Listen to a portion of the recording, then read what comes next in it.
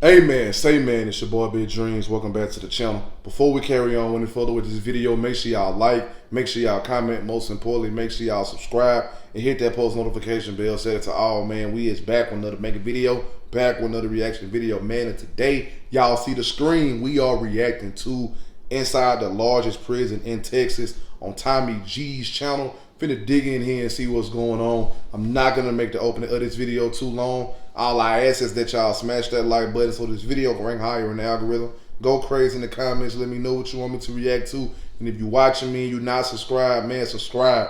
That's all I ask. We finna go ahead and dig into this video, man.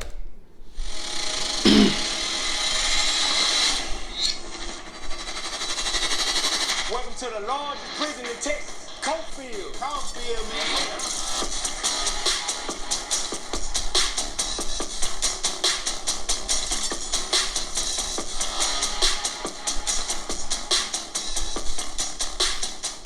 Hello, fellas. How you guys doing today? I'm the very first person convicted for murder off of social media. You step up in an environment like this, it's like walking through an invisible landmine field. Gotta be careful how you walk.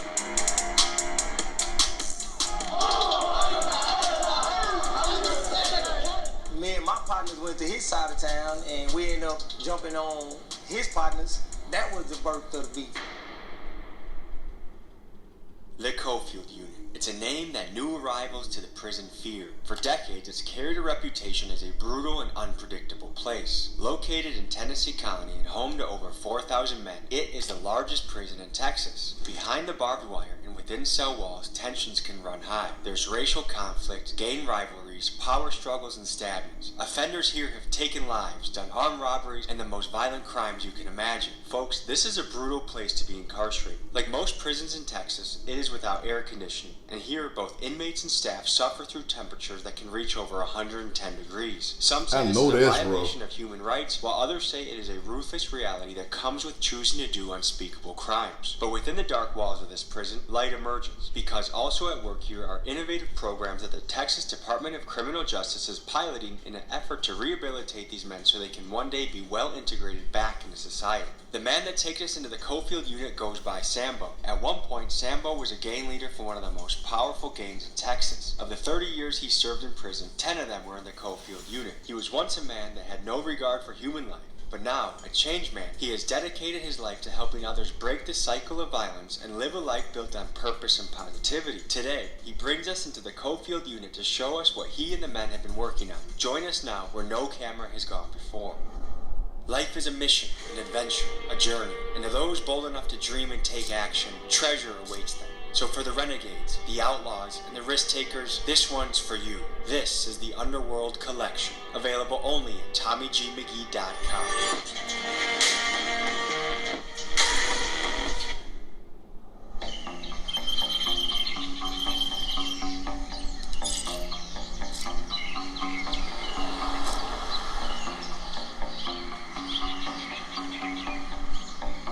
We left Dallas early this morning.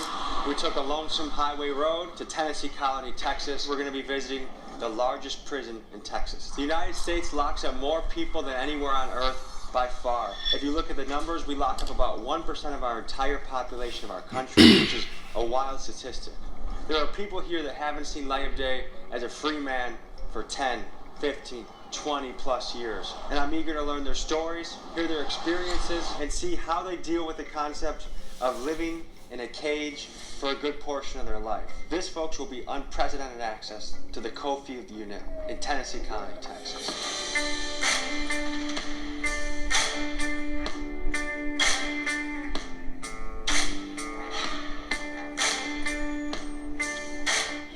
Have a good day.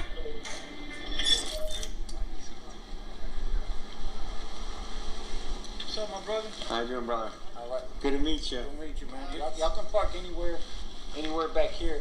We're just waiting on them because we got to unload this stuff. All right? Cool. And get ready to come out.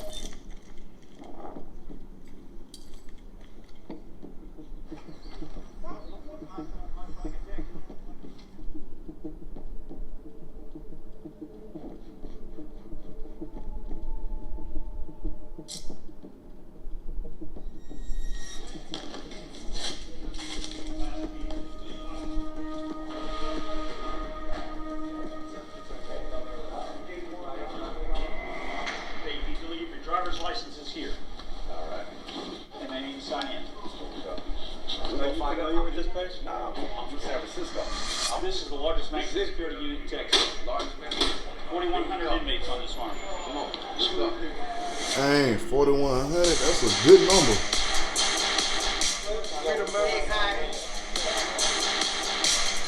How are you? How you doing, bro?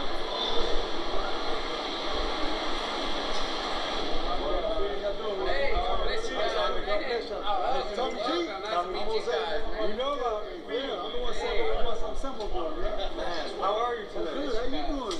I'm good. Give the people the lay of the land. What's happening here? Okay, so this is the chapel here on Coatfield. These are some of my co-workers. God bless you guys. Let them introduce Juan themselves.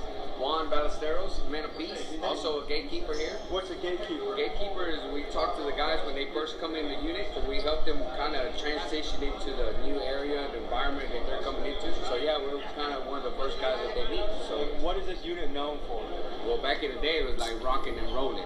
Yeah. Right? So it was really going down with gangs and all that. To give you an idea of what we are walking into, let's give you some insights on the history of violence here at the Coatfield Unit. In September of 2023, an inmate at Coatfield Unit stabbed a guard. After he was restrained, the inmate was severely beaten by guards and hospitalized. 13 guards resigned or were fired shortly after. For a prison facing staffing shortages, incidents like this put further pressure on the guards. Also in September of 2023, Billy Chamirmir, killer of 22 women, died at the hands of his cellmate. And if you read the accounts written by inmates on prisonwriters.com, you'll see countless stories of men being stabbed, strangled, and extorted. So knowing full well the violence that lurked within these walls, my aim was to find the humanity within these Let me men. say this real quick, man. This ought to teach y'all young people who don't have no common sense to have common sense, bro. Because the same stuff that you do out here on the streets, the killing and all this stuff right here, the same thing go on in prison, bro. The only difference is when you in prison, you can't run from it. It ain't no space for you to run from it. You got to deal with it. You got to handle your business if you in prison to protect you.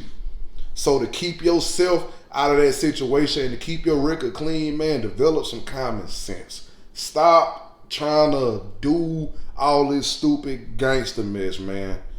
All that carrying Glocks with switches, shootouts, man, ain't none of that gangster. It's just pure OD stupid. This ought to teach y'all to sit y'all behinds down and get y'all life together, man. For real. If I can help any young person that watch this video, man, stay out of prison, dog. I ain't never been to prison. I don't want to go to prison, but still, just because I ain't been there don't mean I can't deliver a positive message to y'all. Do not go to prison, bro. Don't go to prison, bro. Do whatever you have to do to stay free of the prison system, bro. Do not put yourself in a position to where you have to now go and spend the next 35 years to maybe 40 years or even the rest of your life in prison, bro. Don't put yourself in that predicament, because once you do, you can't get yourself out, bro. I was there. It was a very violent, volatile environment. Violence is what set the standard. So I knew that my only method of progress would be to instill the most fear in as many people as possible. Well, I got a little life sentence, right? Been here 17 years. I was high on drugs, so drugs made me snatch a lady's purse, which gave me a life sentence. Second time down. First time was a DWI, 2-year sentence, and then they shot me with a life sentence 5 years later. I wasn't arrested, but I was rescued. So to me, that is a blessing. I'm like, A life sentence off of snatching a purse, man. That just go to show you, bro, like when they want you in there, you in there when they want you, bro. Ain't no getting out. I'm locked up for possession with intent to deliver, and I've been locked up for about to be 16 years. Organized crime and with murder, you know what I'm saying? One of my partners we went to go meet up to fight off inside this little parking lot or whatever, and in the midst of the fight supposed to happen, people started shooting, you know what I'm saying? They charged me for being like a witness to the murder without saying something, you know. I'm an ex-Mexican Mafia gang member. I spent almost 13 years with that family. I'm not proud to say, but I stabbed somebody 22 times. Where were your parents in the picture? Well, my dad he had his own issues, and my mama was there. My mama got 7 kids. She had 7 kids by the time she was 28. So I can't fathom being a 28-year-old single parent with 7 kids. It sounds impossible. Yes, and then 6 boys. But I realized as a grown-up, that, man, it was like borderline impossible for my mama to do that stuff on her own. You know what I'm saying? I grew up with my mama and my granny, really, you know what I'm saying, and my aunties and stuff like that. But my daddy, he was here and there. So growing up, man, my mama really, she was there, like, we was into, like, the church or whatever, you know what I'm saying? But as I got older, I started getting kind of tired of it. So, but my mama always told me to, like, do the right thing, you know what I'm saying? Seeing for it's good and positive on me. But as I grew, I kind of got with the wrong crowd and I started seeing the money, the cars, the jewelry, you know, stuff like that, you know, typical neighborhood stuff and things. Let me speak on that real quick. A lot of people, when they see stuff like that, and you seeing it with the guys in the neighborhood, bro, 9 times out of 10, they not getting it the right way. They ain't owning businesses. They not doing YouTube. They not rapping. They selling drugs. They committing crimes to have all this stuff, man. They money is dirty. And a lot of these young people, man, even now, a lot of these young people can see these guys out here. They got money. They got chains, cars, clothes, all this stuff. But it's from the wrong type of business. The drug business, all this crime, bro, it's not from the right things, bro. And even back in the day, that was a big issue with a lot of young people. Like, when you see somebody and they got something that you want, you follow what they do to get what they got. You go around that person, you learn every single thing that person did. And now you doing the same thing, and it catches up with you. Now, you done went out here and committed a murder. You done sold drugs. You done committed a robbery. You done got caught with this substance, that substance. And they give you life in prison, bro. And it takes getting life in prison to realize that you should have went and invested in that stock. You should have went and bought that 5 acres of land and built you a business. You should have went the rapping route. You should have tried to do it the right way. It gives you that realization once it's too late. And that's the narrative that needs to be broken.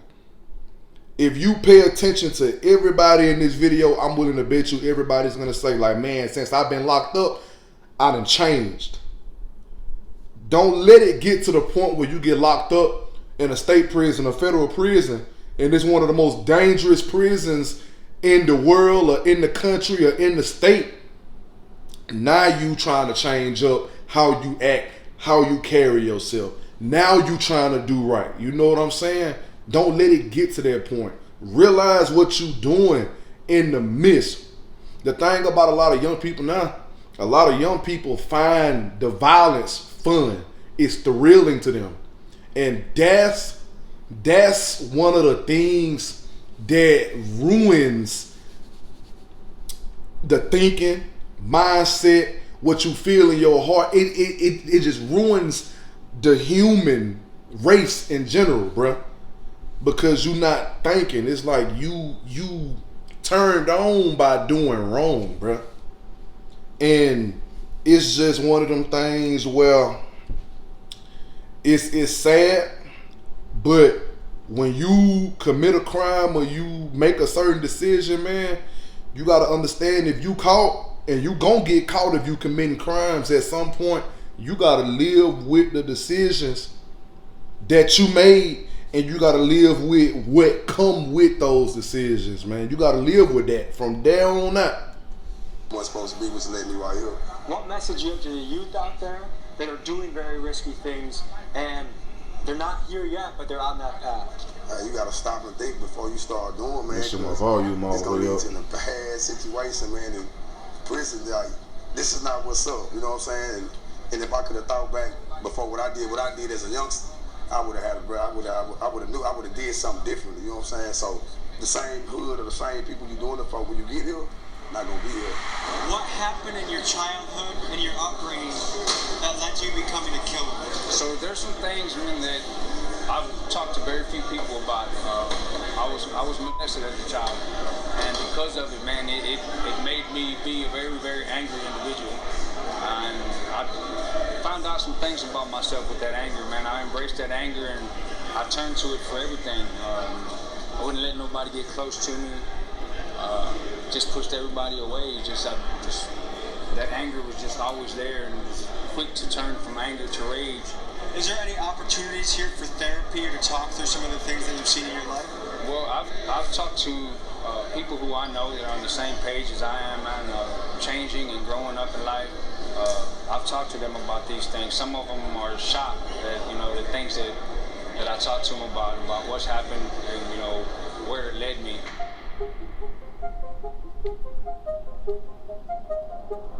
My name is Kenneth Young, and I am the director at East Texas Hospitality House here in Tennessee Colony.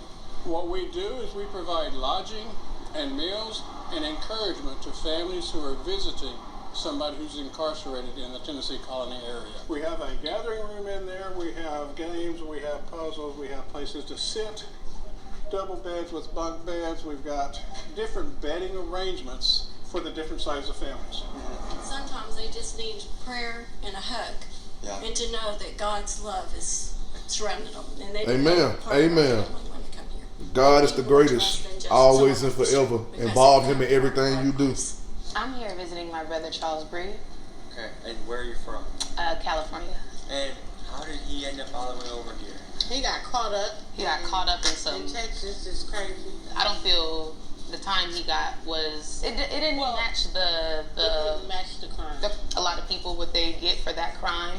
I feel that they railroaded him because of who the victim was and who the victim knew. The victim was related to the chief of police. They didn't even really give him a chance. What was the crime and what was the time? Murder, self-defense, and they gave him 50 years. They said he was guilty before they even said he was guilty. They said he was guilty 3 days before they even put the real motion, like, okay, you're guilty. Like, no, we are sacrificing, but it's a sacrifice that I don't mind. Because they railroaded my son, and like a crime was committed. Yes. But he was fighting for his life at the same time. Like, tell him that we love him, we praying for him. Charlie, I got you, baby. Tell him keep his head up, and that's all you can ask for right there, man. That's all you can ask for is that your people still have your back when you in that situation. Because you get in that situation and everybody turn their back on you. Everybody go ghost. Everybody go invisible. You don't hear nothing from nobody. And you be on your own, man. So whoever that is, bro, love your people always and don't switch up on them. My life, because if it wasn't for God, if it wasn't for my relationship with Jesus, then me and you wouldn't even be talking right now. You're going to hear religion mentioned a lot in this episode, so for reference, we're talking to a group of guys who are involved in the Christian ministries within the prison. I used to be on the other side, now I'm on the best side. So our objective is to show them, remind them that, hey, brother, you might feel alone, but you're not alone. You might feel left out, but you're not left out. You might feel like nobody care about you, but we're here to show you that somebody do care about you. Big thank you to the wardens and all the administration here. This is an unbelievable opportunity to talk to these gentlemen, to learn. I'm honored to be here. To wardens around the country, if you can invite us in, we'd love to come talk to you, your men, your people as well. It's a blessing. I like that shirt you got on. I appreciate you. Mainstream media. Rest in peace, mainstream media. I pray for these brothers. I pray for their families. But I pray you show them grace and mercy in that. Because your word tells us that if they visit the least of these, that they visit you. We just prayed. Now we're moving on to the gym. Because really the goal of this is to show people's life and story and situation and learn. I'm hoping we can do that in the gym. And maybe the warden feels a little better and we go other places too. We had gone into this prison thinking that we would be allowed to film wherever we wanted, but the captain of the guards called a meeting and informed us that we were only permitted to film in the chapel and the gymnasium. It was disappointing news to hear, but I kept in mind what a crazy opportunity this was, so I was eager to head to the gymnasium away from the watchful eye of the guard captain. So what we're gonna do is we're gonna open up let y'all brothers speak. Y'all can all say whatever, however, 5, 10 minutes, 20 minutes, whatever y'all want to give about yourselves, about what y'all do, where y'all coming from. That's one thing I love about this though, man. It's a simple fact that the guys, they come to find God, bro. Coming to find God, man, there's no point in life where you can say it's too late. My father found God right before he passed away from cancer. Rest in peace to my pops, man. He found God right before he passed away, man. There's no time limit on finding God. You know? And one thing about the human race now and society and how it works, so many people make wrong seem right and make right seem lame. Everything that's wrong is right, and everything that's right is lame. It's always, oh, I ain't never scared. When being scared is the thing that saves you from doing something stupid. A scared person can still shoot somebody. A scared person can still fight. That's not the right thing to do. You know what I'm saying? All that, I ain't never scared. Oh, I wish a nigga would try me. It's things like that, and it's a mindset like that that gets you in a situation to where you make a 5-second decision, now you serving 50 years. Because you weren't never scared. A 10-second decision to get you 10 years, real easy, man. A 5-second decision can get you 5 years. Shoot, a 2-second decision can get you life. It's nothing wrong with walking away. It's nothing wrong with doing right. It's nothing wrong with staying to yourself. It's nothing wrong with not being a part of what everybody else do. It's cool to go left and be on your own path by yourself while everybody else is going right, trying to copy each other and do all that copying and pasting junk, man. A lot of people need to learn being in the mindset where you are aware of yourself, having self-awareness, being big on self, man, self-awareness, self-love, self-esteem, self-respect. When you develop a high attachment to you, you keep yourself free of all trouble, of all people that can get you in trouble. You keep yourself away from drugs. You keep yourself away from things that can harm your body, from everything that serves you absolutely no purpose, bro. And I feel like the best way to stay in line is to keep God first. Like I just mentioned, bro, there's no time limit on getting yourself together with God. There's no time limit on that, bro. There's no time limit. I just mentioned, bro, my pops found God right before he passed away from cancer, bro. Stage 4 colon cancer. Y'all need to understand, bro. We live in a world where people don't even believe in God. People don't believe in Jesus. I don't judge nobody for what they believe in. But let me tell y'all, just off of my personal experience, bro, God is great. God is good. He'll never lead you wrong. He ain't gonna never ever give you anything that you can't handle. God gonna supply you with everything you need. God will make you the fiercest warrior. God will make you whoever you need to be to better serve the purpose that he set for you to serve, bro. Jesus died on the cross for our sins. God sacrificed Jesus, bro, so we wouldn't have to sacrifice for our wrongdoing, for our poor decisions, for our mistakes, for our misguidance. And I'm just saying this, bro, because I'm big on God. And if I can impact somebody who done made it to this part of the video, bro, I just want y'all to understand, bro, I always keep God first. Always. Ain't no other way. Ain't no other way. God is the way. The Bible is God's word. You want to communicate with God, read the Bible. Pray, sit in silence. Speak to God, allow God to speak back to you. I don't want to do too much talking, man. I just want to put that message out there for y'all, man, in the midst of us reacting to this video. Say what they do here on the unit, and then start doing a little bit of other things that we got involved for you. It's that fun, man. I think it'll be a good day. Are we gonna get to eat the lunch here? Yeah. Yes. Like the actual lunch? I want to try it. You want to try it? I want to try it. All right, we'll take you. You want just regular? I'll do a food review. Yeah. The crab and the ribeye, please. Okay. The crab and the ribeye. What's for dessert? Is there like a hot fudge sundae or something? Oh man. Cheesecake. Cheesecake. We got homemade cheesecake and cookies. What are your best recipes you got here for making stuff? I like to do a fish bowl. Some sausages, jalapenos, pickles, mackerel, Mackerel. Original mackerel. Then I put sriracha mac, and I put a tuna. Oh, okay, so that's where the fish come in like that.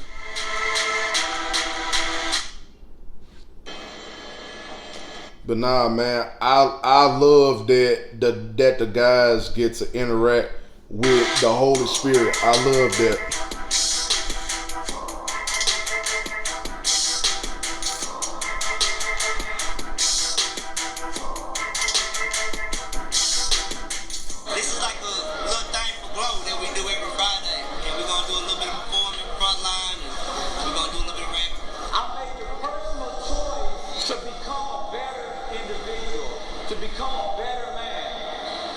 To the street life. You know, I succumbed to the elements of the street.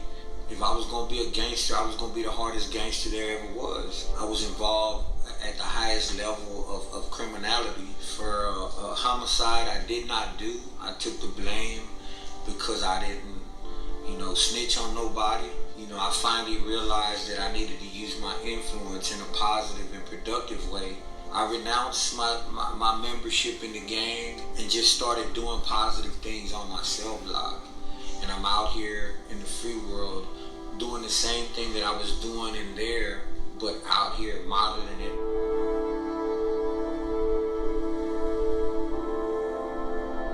I had no idea until about 10 minutes before that I was going to be going up to give a speech in front of the inmates. Not only was I nervous, but I wanted to say something that actually mattered to these guys. Here's what I came up with. Hello fellas, how you guys doing today? So, my name is Tommy G. I'm a documentary filmmaker, and I'm here today to talk to you guys, get your stories, hear about your life, hear your perspective. But I want to tell you 2 stories that might give you hope right now. There was a time in my life about 4 years ago, I hated my job, I hated where I was in life, I wasn't happy. What I did is I wrote a list, ideas that can change my life. And I just one by one started executing on them. One of them was a documentary film on a group in my hometown, Milwaukee, called the Kia Boys. I documented their life, what they do. The Kia Boys are a bunch of teenagers that will take your Kia if they can find it. And I knew this is my path to be a documentary filmmaker. So I just want you to have the hope that there's one little thing that can pivot and change your life and shift you into the path that you want to go. Another thing I want to say, one of my best friends on earth, when he was in his 20s, he robbed 6, 7, 8 banks in California. He served 10 years in California. He's been out for 20 years. He's a family man. He's a multi-millionaire. All right? And he's someone that I love a lot. Brothers, I'm excited to talk to you. I'm excited to interview you. Come up and say hi to me, and thank you for having me today.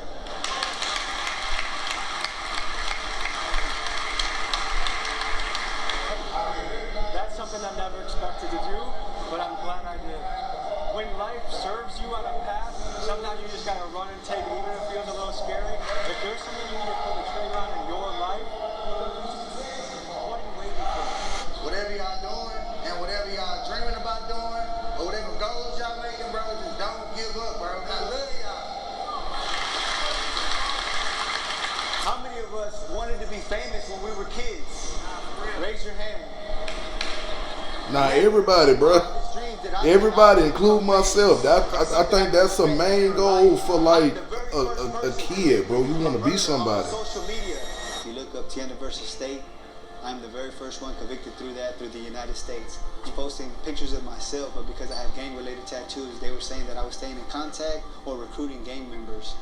And then somebody started talking to me negatively on social media, so I started talking negative back, and that led into incriminating myself.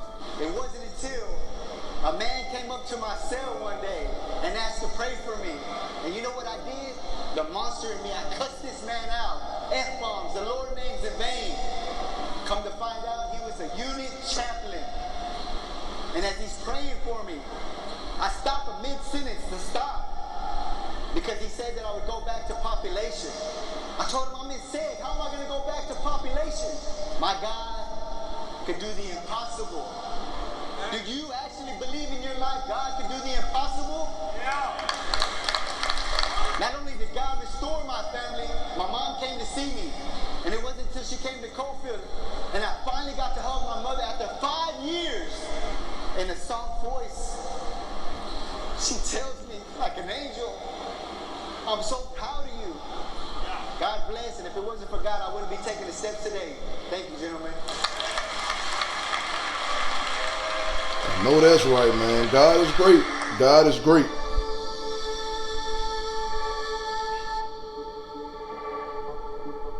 Okay, what normally happens Monday through Friday here? Usually after Saturday, you go to church. That's probably about the only thing that we got to look forward to on the weekend. Church services, unless they have an event like this that we can come to.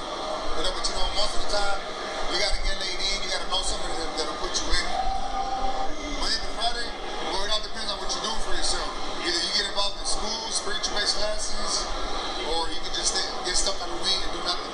What do a lot of the guys do here to pass time? Me, I'm involved in spiritual-based classes. Right now, I'm involved in culinary arts class, so pretty much every day of the week, I'm involved in class. So 2 questions that a lot of people in society are asking right now. Number 1 is, does prison rehabilitate people? And number 2 is it the job of prison to rehabilitate people? Well, so I can say this. I just did 14 years down here. I stepped out for about a year and a half. It boils down to what the person wants to do. I know before I left, I wrote down a bunch of things that I didn't want to do, and I guess I still desired to do those things. I still wanted to use drugs. Thanks to God, I came back with an 8-year sentence, and then this time, my whole perception of prison has changed. For me, I see it as a school. You have a lot of opportunities, so I'm taking advantage of every opportunity down here. Out there 8.5 years, something. 8.5 years? 8.5 years, something. In a row? How did you survive that mentally? Mentally, I read, I prayed, I worked out.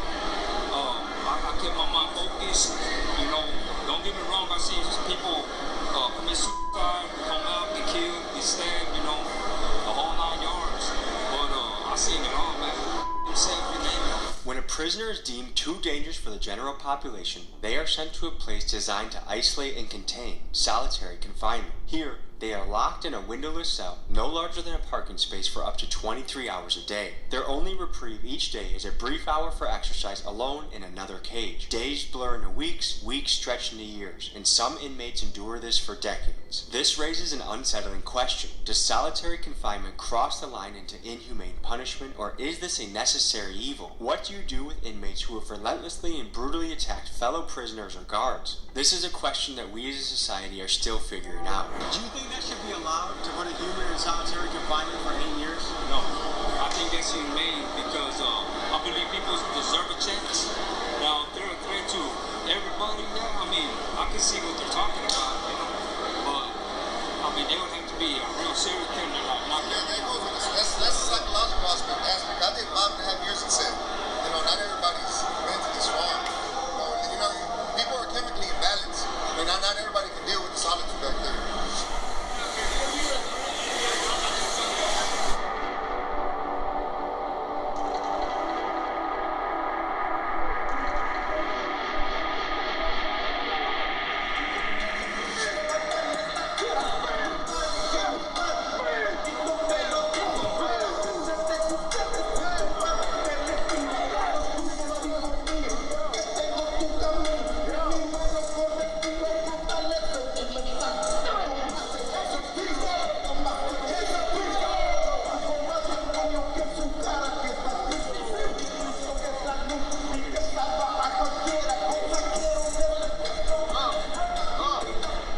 Have you eaten yet today? No, not yet. Normally, is breakfast served earlier? You just didn't go? Oh, yeah, it's too early for me. Breakfast is approximately about, say, 3, 4 o'clock in the morning. Breakfast is at 3 or 4 in the morning? And it's not very filling. Well, just due to the schedule, because it's such a large unit, I would believe on other units, they probably serve at different times. But on Cokeville, it used to be at 2 o'clock, believe it or not. So, in the morning. So and then you go back to sleep. And then you got to go back to sleep. And a lot of people have to get up and go to school and things of that nature there. So people are in general used to get up around about 3 o'clock and starting our day then, and then we'll end up going to bed around about 10, 11 o'clock at night. Bring them home. Bring them home. Bring them. Bring them. Finish it. Bring them. Finish it. Finish it. There we go.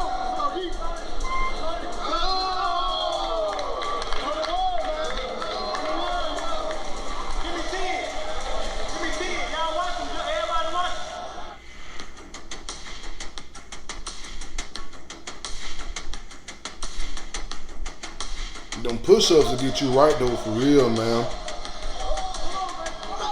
Them push-ups, them push-ups and them pull-ups, them two bodyweight movements that'll have you strong and ripped out this world, man.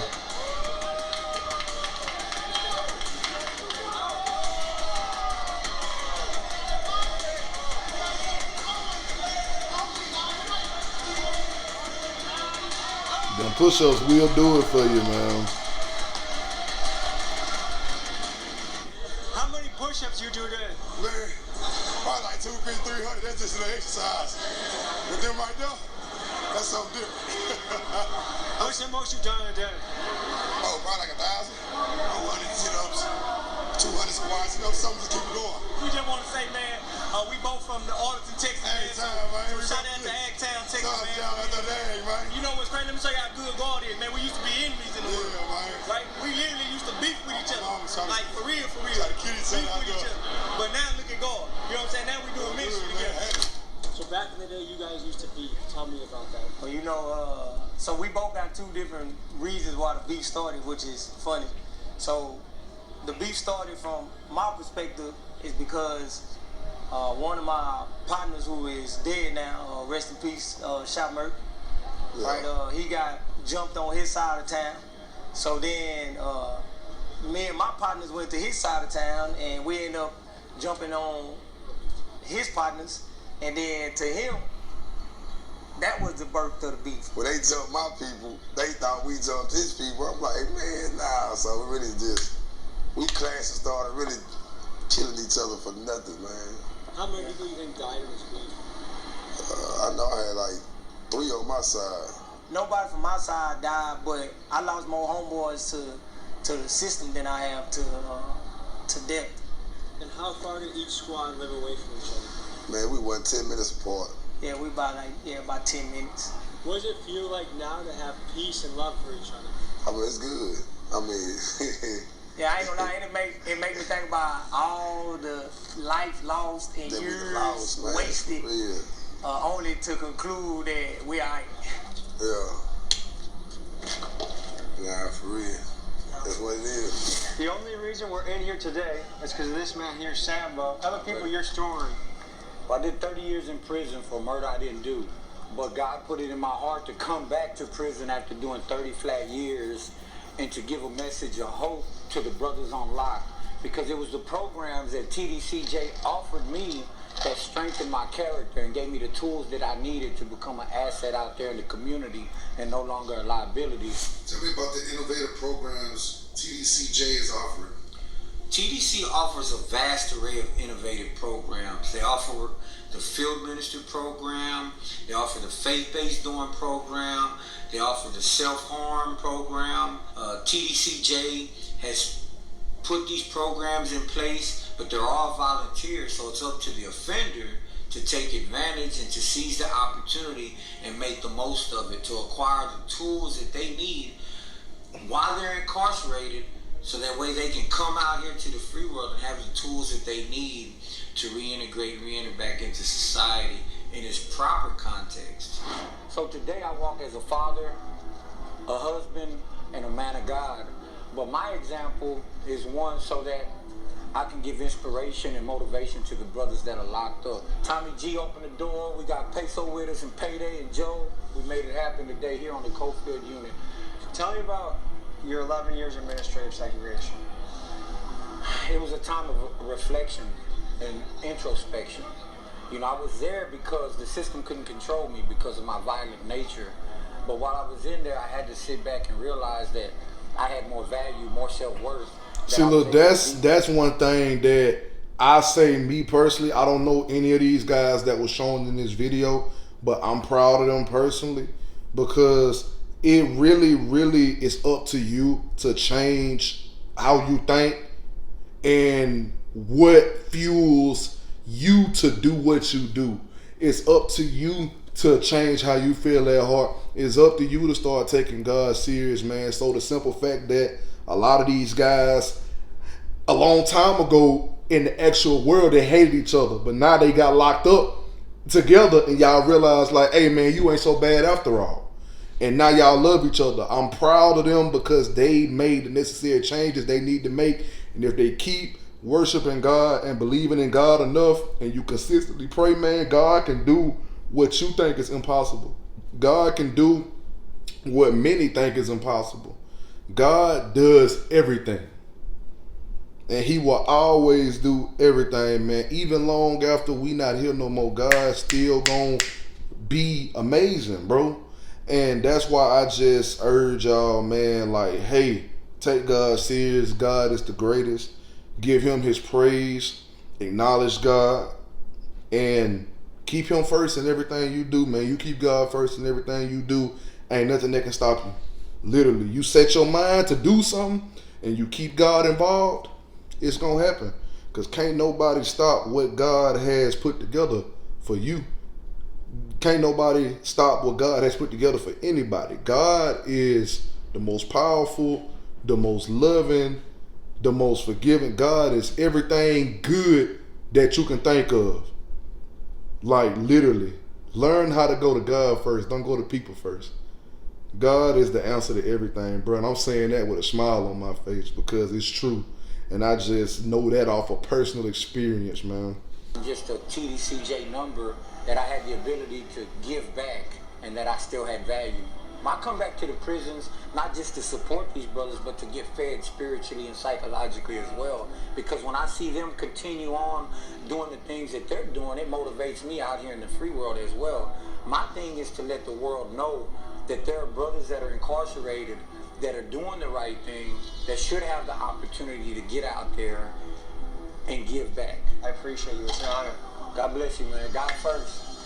One big question we have to tackle is when is the right time to release someone back into society? How can we evaluate when someone has truly changed and is no longer a threat to safety? The U.S. Department of Justice ran a 24-state study and concluded that 82% of inmates were arrested at least once more within 10 years of release. But why is this? Environment, job opportunities, socioeconomics. I mean, we are talking about millions of men that are oftentimes locked up during what is supposed to be the most productive and fruitful years of their life. And it's a shame, but I have one idea that might help. Most of these guys are released from prison without a dollar to their name, so many return to the same ways to make money that got them locked up in the first place. What if instead of these guys working for free, like they do in Texas, or 9 cents an hour like they do in Illinois, what if we paid them a little bit more, so that when a man who has served and worked for 10 years gets out, he has a nest egg in which he can rent an apartment, pay for transportation, and buy the necessities he needs to exist in the free world. Maybe I'm just a pot-smoking hippie for saying this, but if the goal is to truly rehabilitate these men and make society better, that's a good idea. People are each cell. 2-man cells, man. These cells are so small. It's like a 6 by 9. You hear them? About 54. You can't fit 2 dogs. Yeah, you can't. It's a cage. So, what else do you have to think about living in a cell with another person? Everything you do. You have to think about everything. You have to think about how loud you get up. If you're on top bunk, you can't step on the bottom bunk. You might wake him up. You have to think about everything. You can't drop things. You know what I'm saying? Everything. If you're respectful, you know what I'm saying? What do you wish would change about the justice system? I wish that they would really take an individual and look at the history that he has in his prison and the true change that he made. It's a lot of brothers in here that had committed crimes as kids and they're still in prison with too high sentences. And they've changed their lives. They done went to college. They done all type of things that get ignored, unfortunately. By show of hands, who would say they grew up in poverty? Show of hands. How many of you had your father in your life growing up as a kid? How many of you didn't? Do you feel like that was a big reason why you chose the path you did? Was a lack of a father? Of course. My father was there. It was more so the attention. You know, I mean, I lived in a household with my dad, but he didn't show me that fatherly attention that I expected from my father. That's why I lacked that. How many of you think in some way prison was actually a blessing for your life? I'm here trying to pay the laws off. Somebody called the doctor, because I'm sick of this. In my heart, it was blacker than some licorice. And just like cinnamon, it was hard to swallow. Yeah, my old lifestyle, it was hard to follow. But Christ came.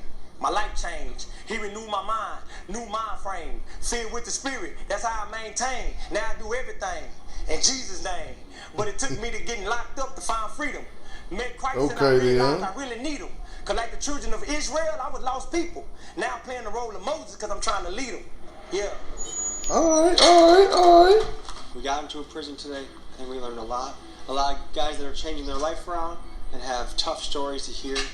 And I think this is important because we. This inspiring though. I can't even lie to you. This real inspiring, bro. Family to be taken care of, but also the perpetrator to be assigned a proper time. Thanks for joining me on this episode. We'll see you guys next week. This real inspiring, man. Let me be one of the ones to say, and just to kind of recap off of something that I already said, man.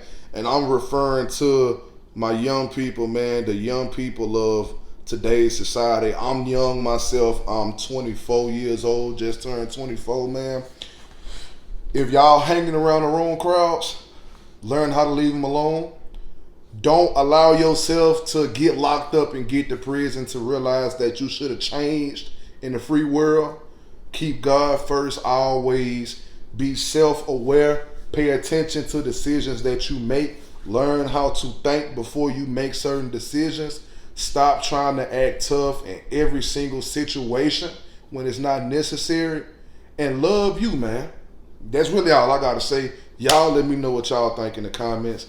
This is the end of the video. Make sure y'all like, make sure y'all comment. Most importantly, make sure y'all subscribe and hit that post notification bell. Set it to all. All social media links will be in the description. The link to the previous reaction video will be there as well. Follow me on all my social medias. Click the link to the previous reaction video and watch that whole video after you watch this whole video, man. Make sure y'all go subscribe to the main channel. The link to the main channel will also be in the subscription. I said subscription in the description as well, man. I just posted over there yesterday. Y'all go over there, run that up, go crazy, man. I love y'all, and I appreciate y'all for showing me love back. And we out this thing, man, for real.